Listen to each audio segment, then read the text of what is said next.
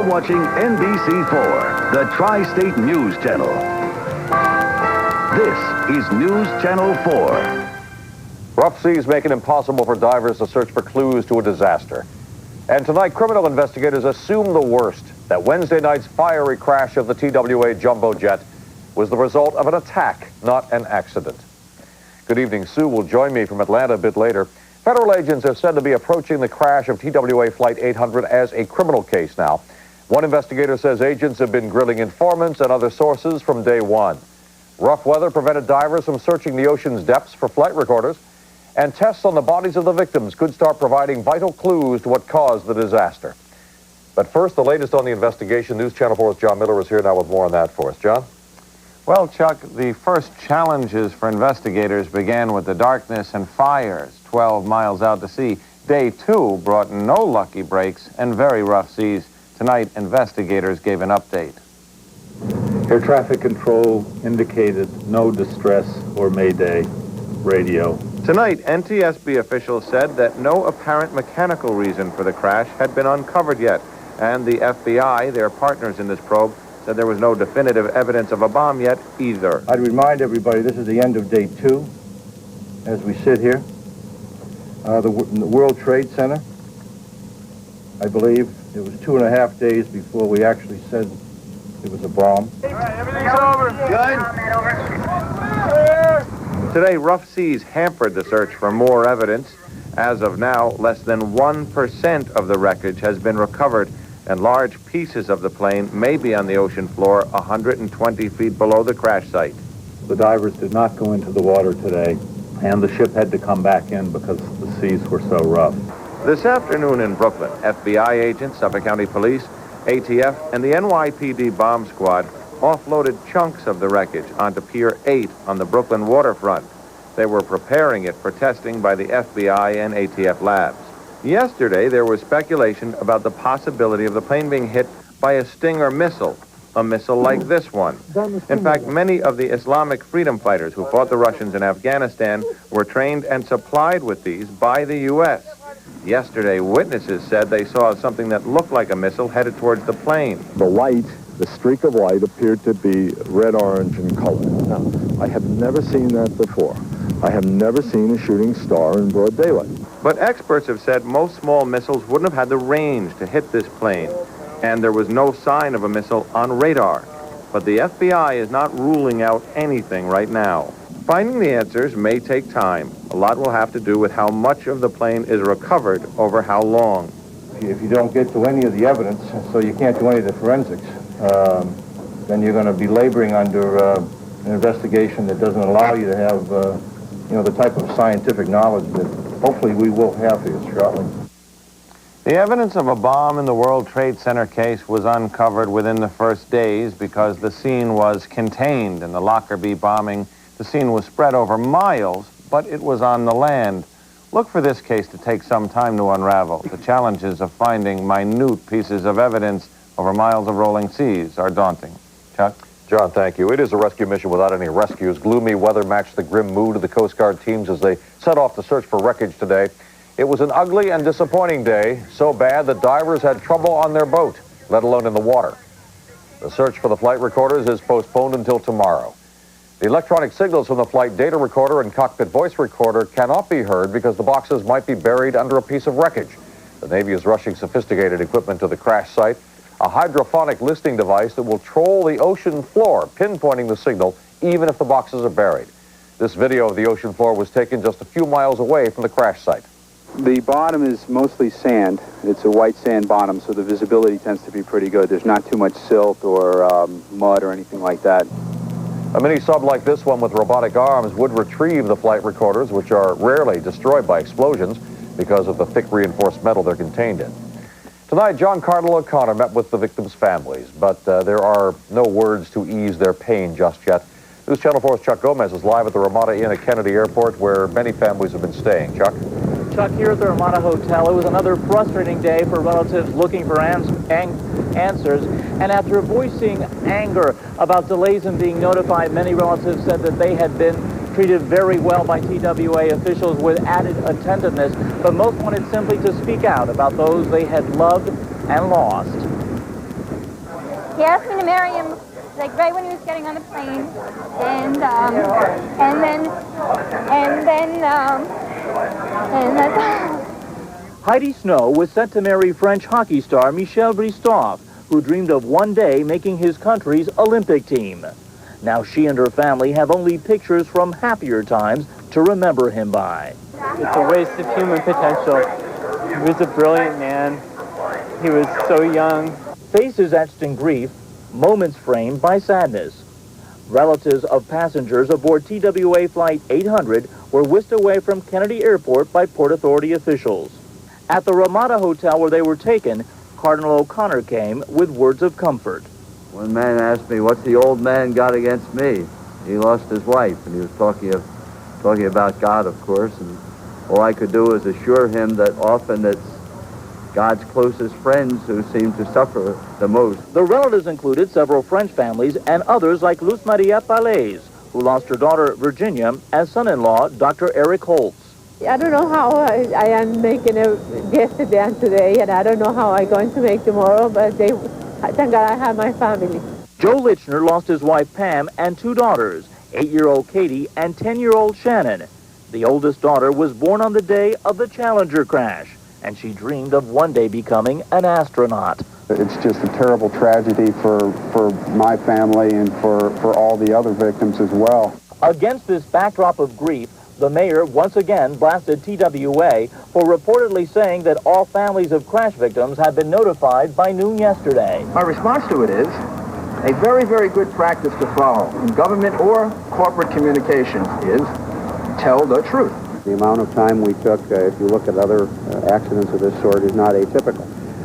In fact, it's quicker than most.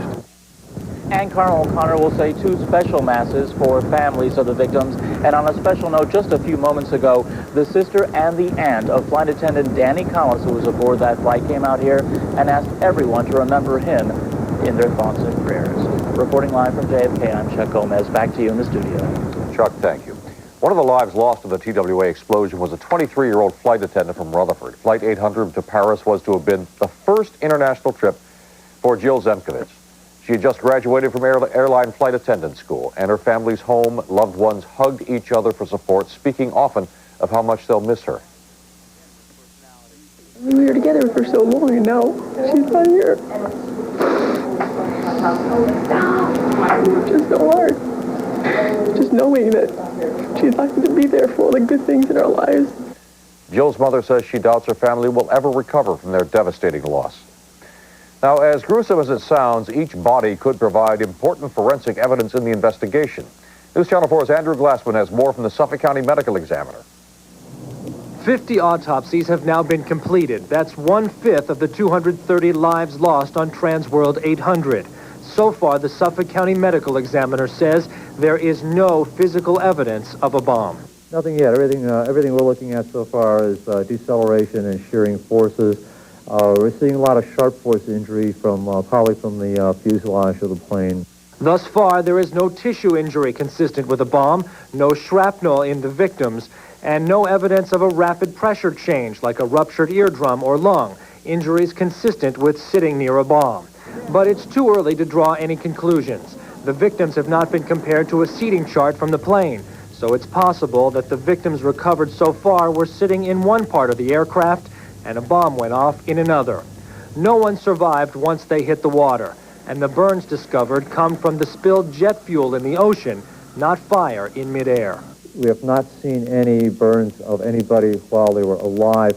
100 victims have been recovered from the surface of the water, yet the crash occurred shortly after takeoff, when most seat belts would have been fastened. The person is ejected in the seat, still belted in the seat, and then, of course, once they're in a free fall, the seat and the victim may become separated. The FBI has given the medical examiner's office specific instructions on what to look for to indicate the presence of a bomb. They've stood by during the course of these examinations.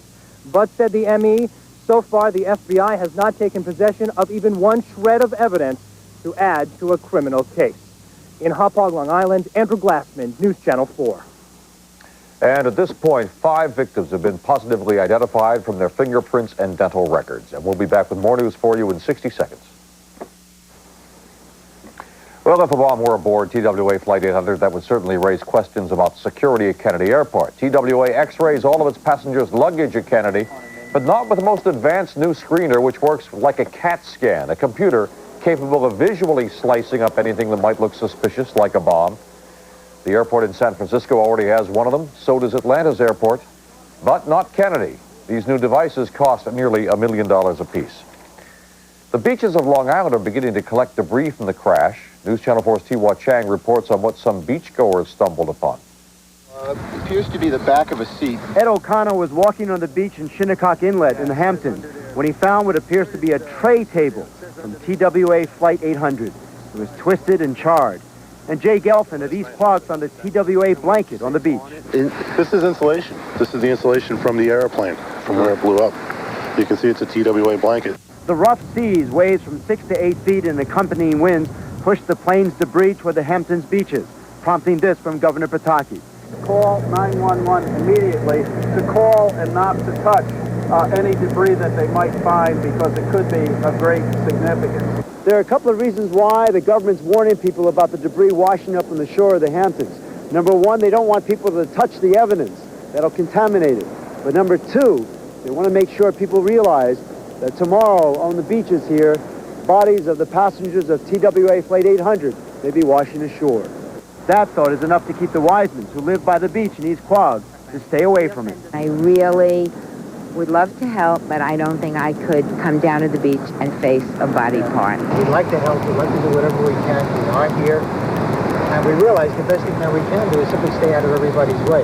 The rough seas also forced in a half-dozen Coast Guard ships. The larger ones, though, maintained the search over a 2,500 square mile area, divided into a huge grid pattern to find plane parts and bodies. Meanwhile, Navy divers arrived, hoping the seas will calm enough for them to go 120 feet under to find the main fuselage and engines of the 747 jumbo jet. Special sonar equipment to receive the signals from the black boxes, still unfound, is expected to arrive over the weekend. In East Moriches Bay, TWA Chang, News Channel 4.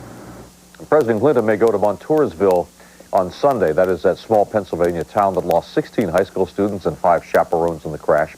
They were the town's brightest and best. For example, Amanda Karshner, honor student, athlete, basketball star, all-state in track. She marked the dates of her first flight on the calendar at the sandwich shop where she worked. She kept on talking about July 17th, girls. Only 10 more days. I want the other kids to try to be like her, you know. Be a beautiful person outside and inside. That's the most important. Yeah, we all loved her. Simply loved her. Sadly, there is a second date marked on the sandwich shop calendar, July 29th. Amanda back. A young woman who looked forward to sharing her life with one of the TWA victims now faces the despair of knowing that will never be. News Channel 4's Michael Hill has the story of a terrible heartbreak. Julie Stewart was looking forward to meeting her fiancé in Paris, but spent the day looking for a gravesite for 40-year-old Andrew Kruger, a victim of Flight 800. It's a tragic thing that's happened here, and it's not just us. On Monday, Andy took a 6-pack of beer to ask Julie's father for her hand. I don't think that happens very much in this world, but it was nice that he did. Andy was an engineer manager for an automotive parts maker, and he traveled a lot for the company. In fact, he was on his way to Paris to meet with engineers of a French automaker. He was carrying business suits, of course, and he was carrying a diamond engagement ring. He was going to propose to Julie Stewart, a woman he met here at the company last Thanksgiving. Julie was going to meet him in Paris 2 days later. It's kind of neat. Something you want for your kid and stuff that is not going to happen. So he really went at life with gusto. 2 sisters recall childhood days of a brother roaming the family's 60-acre farm. Andy had 2 sons. He ran marathons and gardens. The room came alive when he walked in. He loved jokes, practical jokes, a great sense of adventure in his work and in his pleasure. Julie and Andy had planned to wed next summer. Now the fatal flight has the fiancé planning a funeral. In Bridgewater, Connecticut, Michael Hill, News Channel 4. Andy's 2 sons say before their dad left on that TWA flight, all he could talk about was the wedding. Up next on News Channel 4, other important stories of the day. A crucial ruling about a controversial abortion pill. A recommendation on whether to approve RU 486. Also, magical moments at tonight's Olympic opening ceremonies. Muhammad Ali with the Olympic torch. We'll have a live report from Atlanta for you. But first, Janice with a preview of the weather. It was great to see him there tonight. It was, wasn't it? All right. Well, it looks like we're going to have drier weather for us, but it's going to be a very windy day tomorrow. I'll have all the details in the weekend forecast coming up. But first, tonight's lottery note.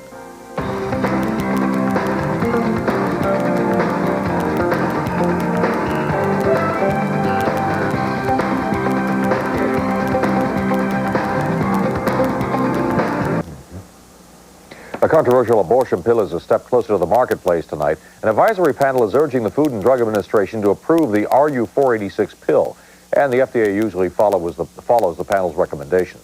It'll be the first approved alternative to surgery for American women who have abortions. 200,000 European women have taken RU-486 abortion pills. And you saw it live tonight. Spotlights, fireworks lighting up the sky over Atlanta. It is a huge opening night for the Summer Olympic Games. News Channel 4's Sue Simmons joins us now from Atlanta. Sue, having a good time? I'm having a great time, Chuck, and it's not that hot. People should stop whining about the heat down here. Anyway, if there was one thought on everyone's mind tonight in tonight's opening ceremonies, you could feel the excitement in the air. You could see the sense of anticipation on people's faces.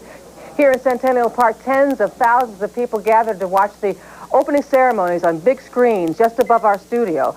Believe it or not, the crowd was just as enthusiastic as the one at Olympic Stadium. It was a night that will not be forgotten anytime soon.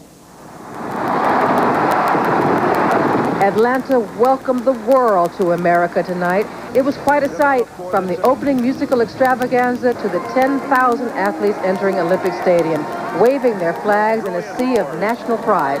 It was a cornucopia of color, a spectacle 6 years in the making. The participants were warmly welcomed by 83,000 spectators in the stadium and seen on television by hundreds of millions more on 6 continents. You could feel the Olympic spirit in the air, yet it was tempered in some ways by the painful thoughts over the crash of TWA Flight 800. But with more than 30,000 security officers in and around Olympic Stadium, fans and athletes were here to have a good time. The greatest. Finally, the moment that everyone had waited for, the lighting of the Olympic torch. President Clinton was on hand, and so were the hearts and minds of millions more.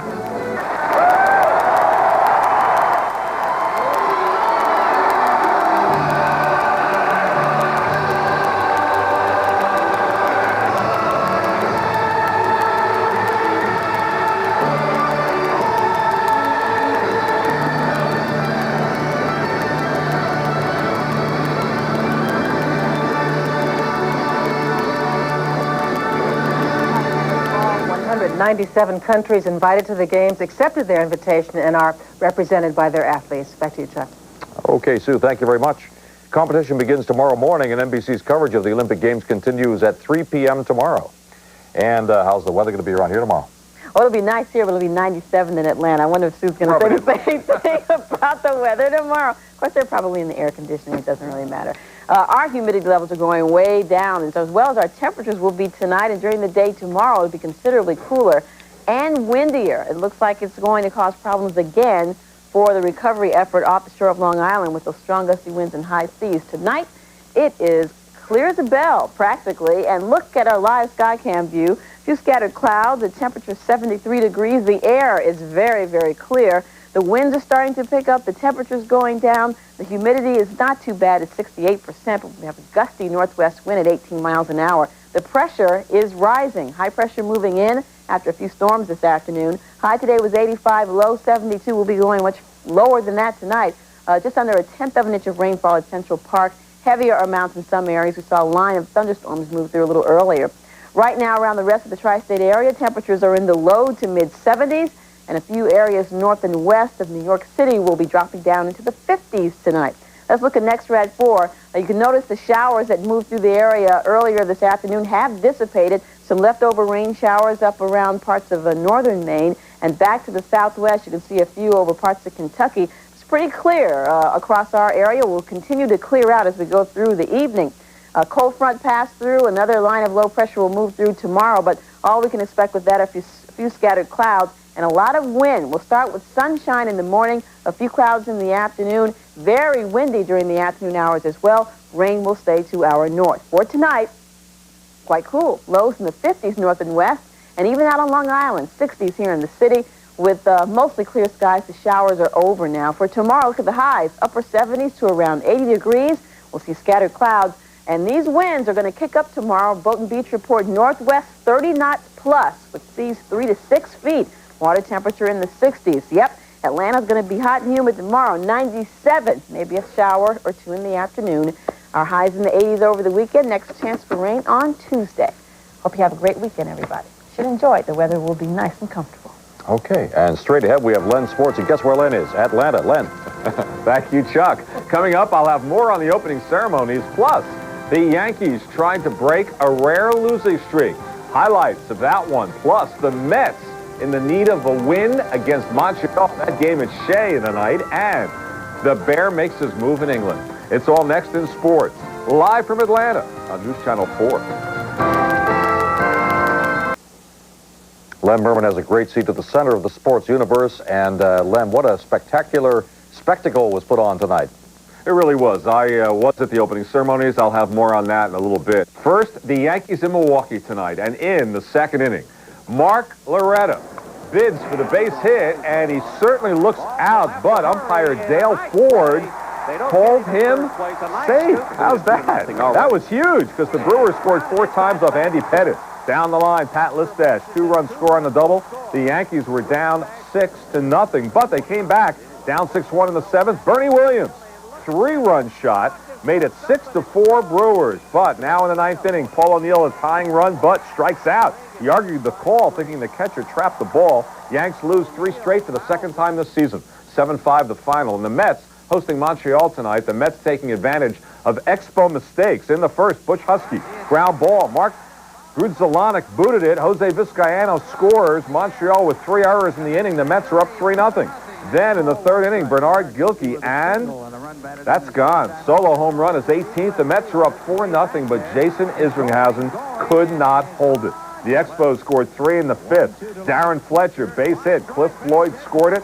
Game was tied at 4, and in the 7th inning, Mike Lansing wins it. Home run, 5-4. The Mets now 6.5 games back of Montreal. Elsewhere in baseball in Chicago, Mike Sweeney of Kansas City, the fly ball. Johnny Damon looking to score, and look out catcher Chad Kreuter. Ooh, Damon safe. Kreuter had to leave with a dislocated shoulder. On the scoreboard, Florida beat Philadelphia. Cincinnati beat Pittsburgh. Atlanta's 6-game streak snapped. St. Louis leads. It's in rainy Chicago tonight. They're still going. San Diego edging Colorado. San Francisco leads Los Angeles, 9th inning American. Baltimore lost. The lead is still 8 for the Yanks. Brady Anderson hospitalized. Could be appendicitis. Minnesota edged Cleveland. Detroit beat Toronto. Kansas City beat Chicago in 10. Oakland over Texas. Mark McGwire, 32nd and 33rd home runs, leads the majors. And California beat Seattle. Round 2, British Open, and near the top of the leaderboard, 56-year-old Jack Nicklaus shot a 5 under 66. He stands at 7 under for the tournament, just 1 stroke behind the leaders. Nicklaus looking to add a 4th Open championship, despite the fact he nearly withdrew from the tournament on Wednesday because of a sore back. Fellow American Tom Lehman, one of 2 golfers the Golden Bear is chasing. Lehman looking to claim his first major championship, stands at 8 under. Atop the leaderboard, along with 29-year-old Paul McGinley of Ireland. He had a round of 65. Look at this shot. Par 3, 9th hole, 164 yards. How about a hole-in-one at the British Open? Summer League basketball in Nassau Coliseum. The Knicks facing Orlando. These are rookies and free agents. Knicks in the home white, and their fans had to be impressed with the performance of first-round draft pick John Wallace. Wallace pacing the Knicks with 26 points. Also had an impressive all-around game. He added 8 blocks to go along with 10 rebounds. Proved to be a force the entire game, but guess what? The Magic had too many weapons. Rookie center Amal McCaskill of Marquette. He may make the team with Shaq going to L.A. That's the final. Orlando beating the rookies and free agents by 30. Well, this was my first opening ceremonies. I always thought Super Bowl halftimes were the biggest spectacles in sport. Tonight was your basic 3-hour Super Bowl halftime show. They rehearsed us all doing the wave with colored claws. Everybody was given one. And everyone got a flashlight with a colored gel. to shine as well. Well, here is my opening ceremony's orange hanky, and that's what we had to wave to the crowd, and this was the flashlight they gave. Everybody got one, and they gave me a blue gel for mine. I also heard on the radio tonight that there were no police calls in downtown Atlanta at around 10 o'clock. Normally on a Friday night, there are around 100 at that hour. It was gentle on the streets and in the stadium. And after the week we've been through, we can all be very thankful tonight. The games have begun in Atlanta peacefully. That's sports, Chuck. All right, Len, thank you. We'll be back with more news in just a minute. This portion of news brought to you by UPS, moving at the speed of business. Tomorrow's headlines for you now. Saturday's Times reports more than 600 employees of Newark's state-run school district will lose their jobs so more money can be spent on teachers. Tomorrow's Times also says the city council leaders raising money for a referendum to extend term limits are getting financial support from real estate magnates and a city union. And the first local reserve unit to go to Bosnia gets an official welcome home tomorrow at Fort Totten. The latest now on the crash of TWA Flight 800. Federal agents are assuming the worst. They are approaching this as a criminal case. The search resumes tomorrow for two critical pieces of evidence, the flight recorders, and forensic tests on the bodies of the victims may soon start providing clues to what caused the crash. Of course, News Channel 4 will be on top of the story all weekend long, bringing you up-to-the-minute coverage. Join us tomorrow morning at 9 for Weekend Today in New York. Have a good weekend. Good night.